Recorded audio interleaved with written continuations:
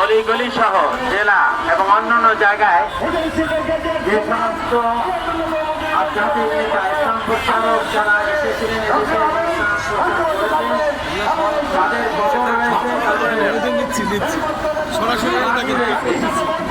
এখানে বাংলাদেশের বিশেষ মানবাধিকার বিষয় নিয়ে যিনি কথা বলেন, আজকে জাতীয় প্রেস ক্লাবের সামনে আমরা উপস্থিত হয়েছি। এই মানবাধিকার চেয়ারম্যান বিশেষ করে ওনার সেই দাবি সবসময় উনি করে আসছেন এবং জাতীয় প্রেস ক্লাবের সামনে আমরা আজকে দাঁড়িয়েছি। আমরা এই বাজারের লুটপাট বন্ধ করতে হবে, এই বিষয়ে আমরা জাতীয় প্রেস ক্লাবের সামনে মানববন্ধন করছি। নিয়ন্ত্রণে একটি সংস্থা গঠন করে এই সমস্ত বাজারে পরিচালনা, আয় ব্যয় হিসাব নিকাশ এগুলি স্বচ্ছতার জন্য আজকের এই মানববন্ধন। আমাদের পাশে একটি মানববন্ধন হচ্ছে, আমরা ওনাদের সঙ্গত দাবির প্রতি সমর্থন জানাচ্ছি। ওনাদের যে দাবি সেইটার জন্য আমরা সমর্থন জানাচ্ছি। সামনে আমাদের মা বোনরাও এসেছে, তাদের দাবির প্রতি আমরা সমর্থন জানাচ্ছি।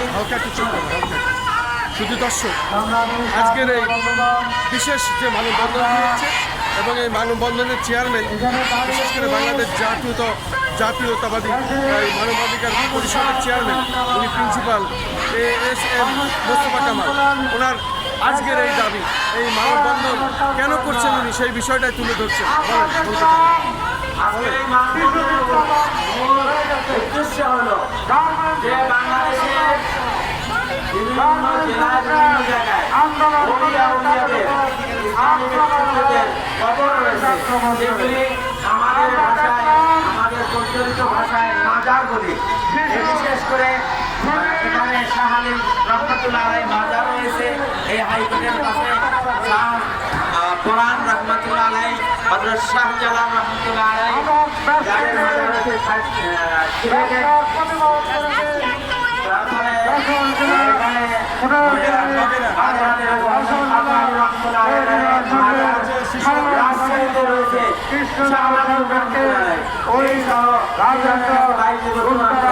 এই সহ বিভিন্ন জায়গায় আরো মাজার অন্যান্য দরবার এখানে এদেশের মানুষ ধর্মপ্রাণ মানুষ, এদেশের মানুষ ইসলামকে ভালোবাসে, ধর্মকে ভালোবাসে।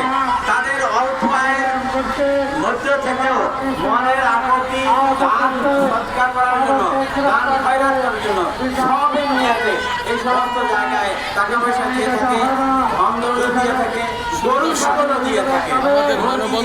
চলছে এই প্রতিকার রাষ্ট্রের কাছে আমরা এই দাবি জানাচ্ছি। আচ্ছা, হয়ে গেছে।